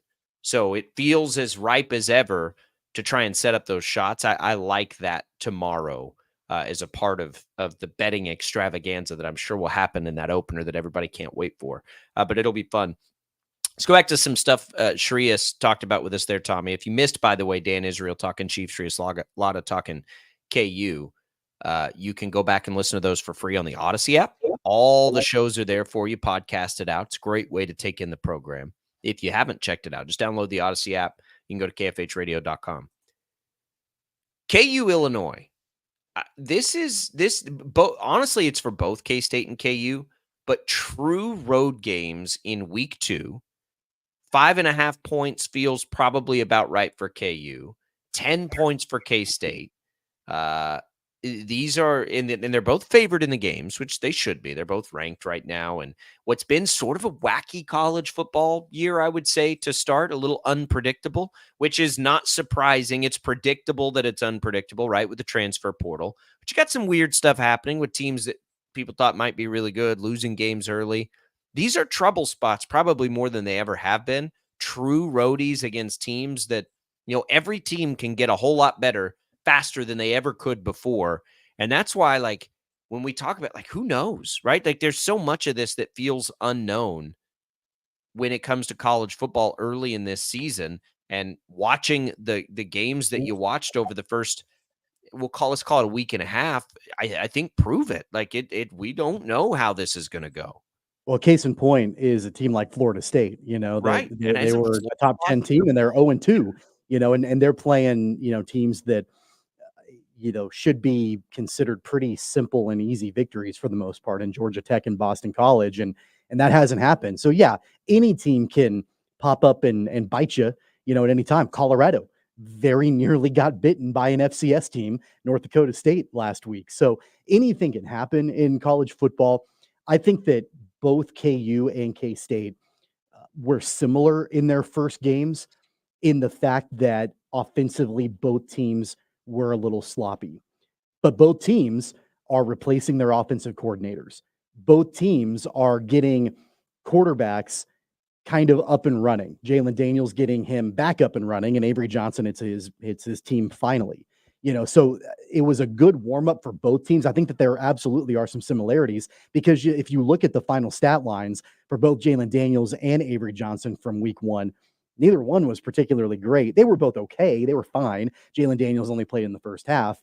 They were fine, but they weren't, mind-blowing. They wasn't like you get crazy by looking at them. Both quarterbacks threw a pick in the opening game. So it was an opportunity for them to shake the rust off. The only concern that I would have for either team going into this weekend's games would be if the rust hasn't fully shaken off offensively for either one. I don't anticipate that happening, but that would be the only thing that could, reach up and maybe, trip them up a little bit in this game. And Illinois and Tulane will have that same concern, right? Like they'll be dealing with the same sort of thing. It's just very hard to be predictive, I think, right now in college football because there is so much change, not just for the teams that you follow, but the teams that they're playing against. It's hard to look back and take much from the year before, even in cases where you have a key returning player. It just feels wildly unpredictable. And apologies to all the spouses out there who may not be as rabid into football as their significant other, because you've got now what we're looking at is a Chiefs opener tomorrow. You got an NFL game on Friday night and the start of high school football. You got college football Saturday with two different windows for K-State and KU, and then the full slate of NFL football for Sunday. We'll see everybody Monday. You know what I mean? Like that starts tomorrow. Like, to talk to you Monday, family. Like it is just so much football, and they're all good. Like everybody we follow is good right now, and that's crazy. Yeah, the other thing for both KU and K-State that were similarities between the two teams in their opening week was that while both offenses were sloppy to an extent, especially early on, both defenses were really good. And I know that, again, you're talking about Lindenwood and UT Martin, right? But even getting that out of the way, you've got playmakers, no doubt about it, on both teams. And with KU, Mello Dotson had a pick six, and you had some of the major key playmakers on the Kansas State defense as well. I mean, I really believe that, and I've mentioned this, I know with Tim Fitzgerald a couple of different times during the offseason, that at least with Kansas State, and maybe even to an extent with KU, because there's been so much talk about the offense and Avery Johnson and, what that's going to look like, that the defense is almost kind of like, hey, we're here too. Yep. Hey, remember us? We can be an elite level defense in the Big 12. I think that's a similarity between both KU and K-State, that they both have, potentially elite level defenses and big time playmakers on the roster for both programs. It's hard to imagine people are going to throw on KU this year. That will not be what gets them hurt, I don't think, defensively. Can they stop the run? If they can, I mean, look, if KU's good in the trenches defensively, they may have the best defense in the Big 12, which is another just wild thing to even consider when you look back at recent history. But that's a big part of what they hope they can do this year. In Illinois will certainly be a better test than they saw against Lindenwood. But that's coming. Can't wait for that. Again, if you missed anything with Shreya Slaughter, great breakdown of that. You can go back on the Odyssey app. You can find it there and dig in, as well as our interview with Dan Israel. We're going to jump back to the Royals when we return. We all know they got to get it stopped. Easier said than done with the blows to the roster that they've suffered lately. But we're going to preview tonight's game when we come back against the Guardians. Here we go. If you want to call in, phone lines are still open for you. The IHOP hotline, 869-1240. You can also leave us video comments on X, on YouTube, on Facebook. 12 News Connected is where a lot of you are watching us. Can't wait to get this thing rocking and rolling this year. We're here. We're in full swing. It's our first full guest insider list for Sports Daily. And it's going to be a blast. Little Royals talk for you when we come back, though. It's Albrecht and Caster. Don't go away.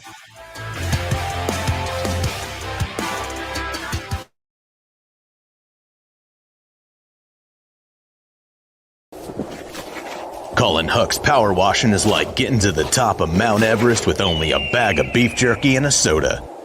Hucks can conquer all residential or commercial exterior cleaning woes that you have, leaving you feeling like you're on top of the world. House washing, window cleaning, driveway washing, to even graffiti removal. Coming this fall, we'll offer professional holiday lights installation. We love muck and gunk. You don't. Let Hucks handle it. Call for a quote today. Right. Start your day with 12 News this morning. Get ready with Jake's accurate hour-by-hour forecast, so you'll know if you need a jacket when you walk out the door or an umbrella by lunch. Start your day knowing what happened overnight and what's happening now. Live, breaking news all morning long. And plan the best route to work and school with traffic from across Kansas. Start your day right. Start your day with 12 News this morning on KWCH and KSEW.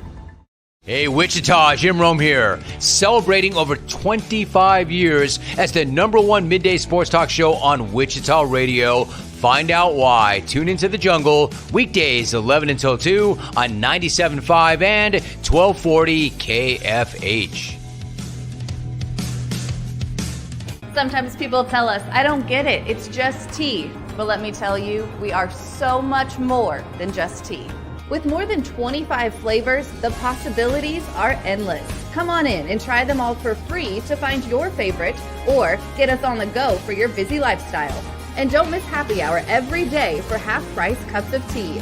So the next time someone tells you it's just tea, tell them to come by and find out why we say drink tea, be happy. Clouds are not just the canvas of our imagination. They tell a story. Clouds affect the events of your day.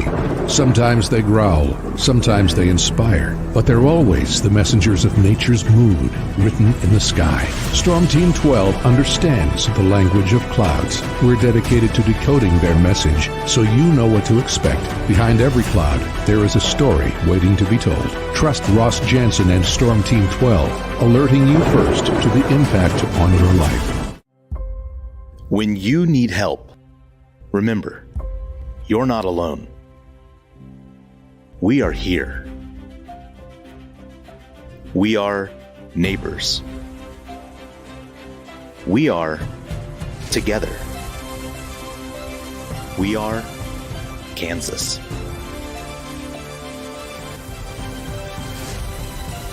We are 12 News.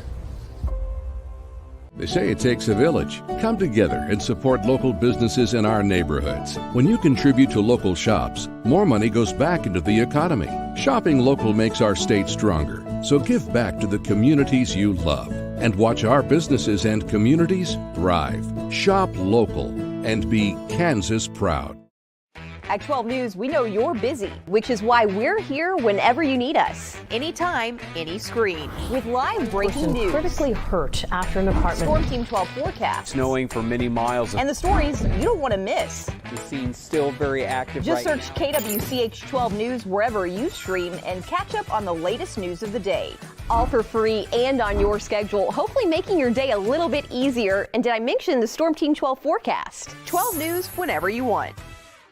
Sometimes people tell us, I don't get it, it's just tea. But let me tell you, we are so much more than just tea. With more than 25 flavors, the possibilities are endless. Come on in and try them all for free to find your favorite or get us on the go for your busy lifestyle. And don't miss happy hour every day for half-price cups of tea. So the next time someone tells you it's just tea, tell them to come by and find out why we say drink tea, be happy. Determining fact from fiction. That's our full-time job. You need to have someone give you the whole story from every side. To help you when no one else is listening. You need someone to put you first. That's what we do. We bring you the facts first. When you need it. Wherever you are. 12 News. Facts first.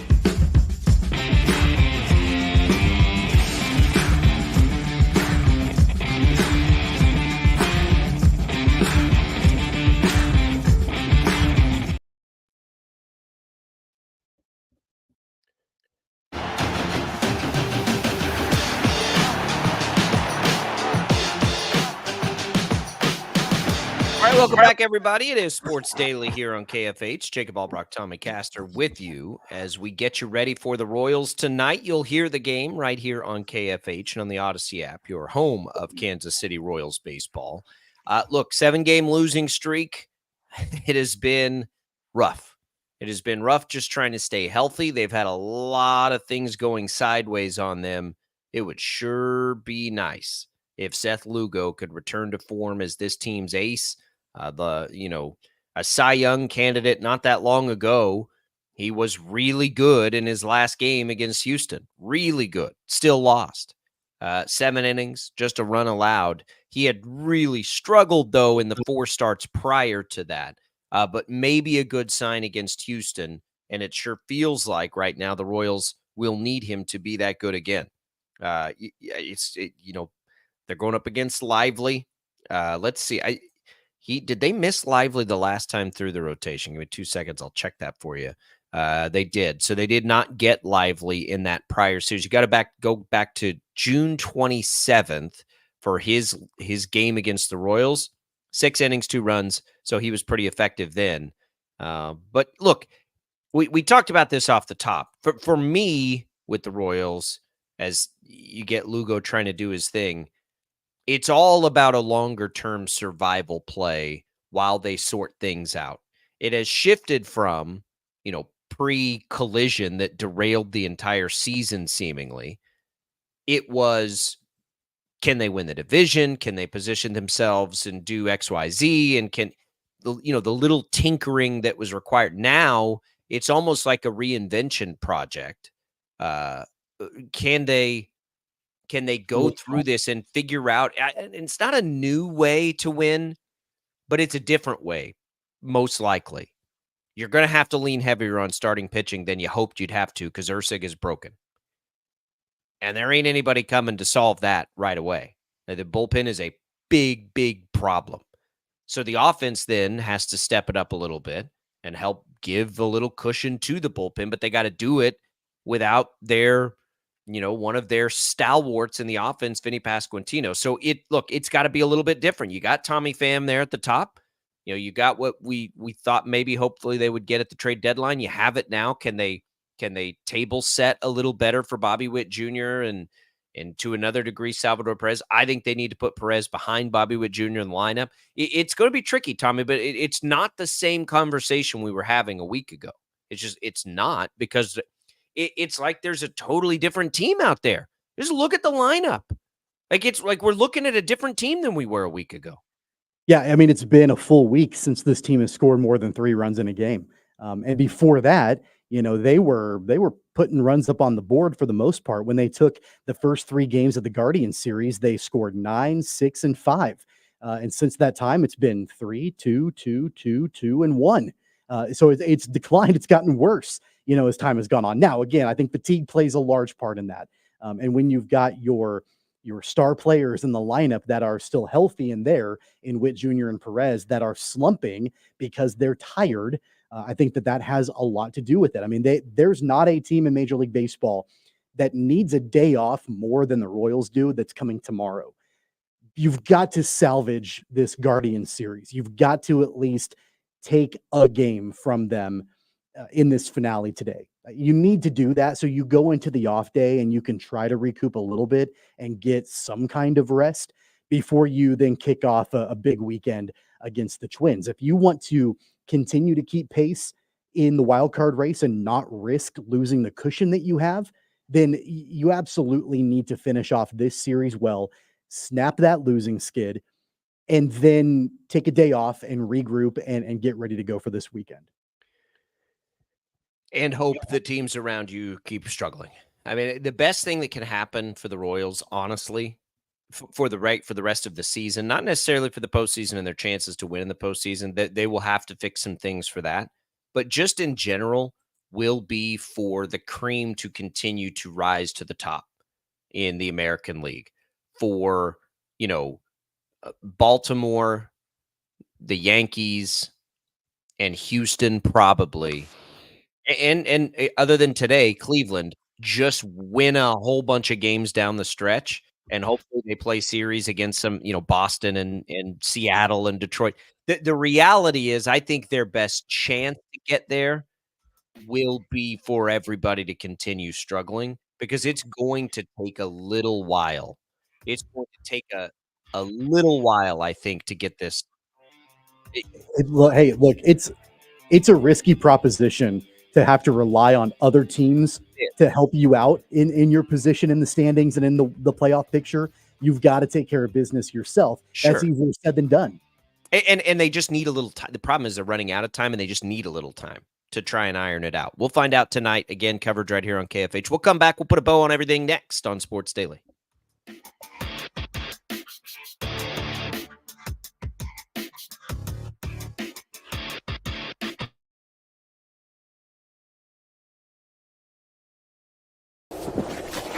Colin Huck's power washing is like getting to the top of Mount Everest with only a bag of beef jerky and a soda.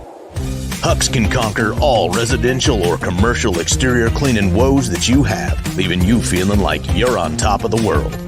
House washing, window cleaning, driveway washing, to even graffiti removal. Coming this fall, we'll offer professional holiday lights installation. We love muck and gunk. You don't. Let Huck's handle it. Call for a quote today. Right. Start your day with 12 News this morning. Get ready with Jake's accurate hour-by-hour forecast, so you'll know if you need a jacket when you walk out the door, or an umbrella by lunch. Start your day knowing what happened overnight and what's happening now. Live, breaking news all morning long. And plan the best route to work and school with traffic from across Kansas. Start your day right. Start your day with 12 News this morning on KWCH and KSEW. Hey, Wichita, Jim Rome here, celebrating over 25 years as the #1 midday sports talk show on Wichita Radio. Find out why. Tune into The Jungle, weekdays 11 until 2 on 97.5 and 1240 KFH. Sometimes people tell us, I don't get it, it's just tea. But let me tell you, we are so much more than just tea. With more than 25 flavors, the possibilities are endless. Come on in and try them all for free to find your favorite, or get us on the go for your busy lifestyle. And don't miss happy hour every day for half-price cups of tea. So the next time someone tells you it's just tea, tell them to come by and find out why we say, drink tea, be happy. Clouds are not just the canvas of our imagination. They tell a story. Clouds affect the events of your day. Sometimes they growl, sometimes they inspire, but they're always the messengers of nature's mood written in the sky. Storm Team 12 understands the language of clouds. We're dedicated to decoding their message so you know what to expect. Behind every cloud, there is a story waiting to be told. Trust Ross Jansen and Storm Team 12, alerting you first to the impact on your life. When you need help, remember, you're not alone. We are here. We are neighbors. We are together. We are Kansas.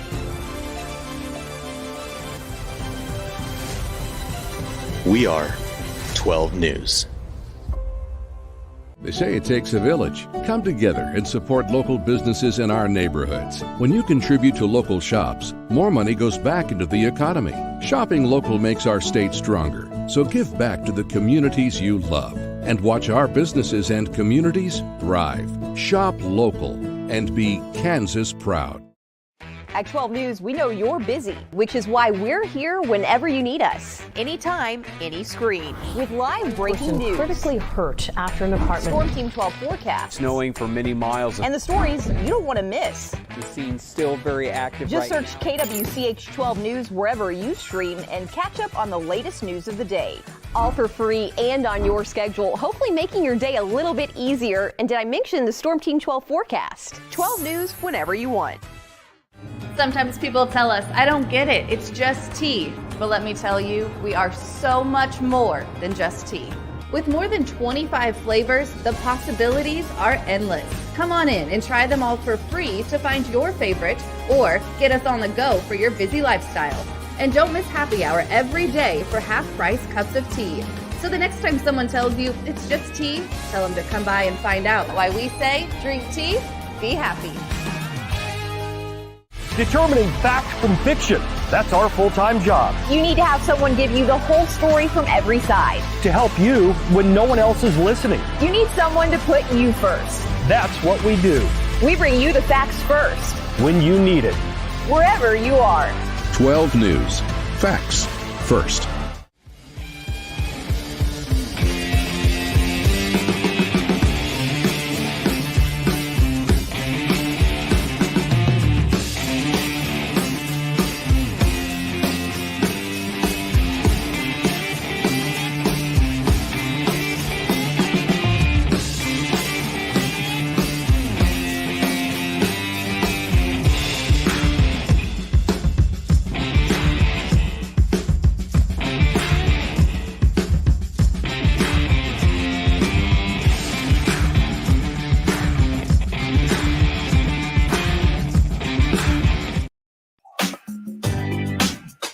Oh, man.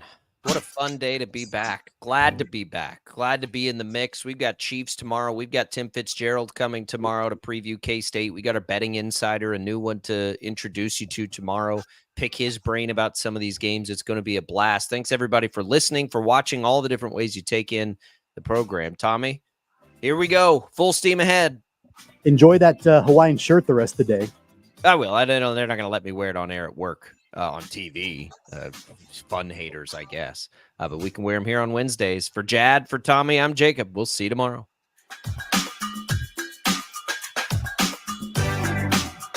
In Odyssey Sports.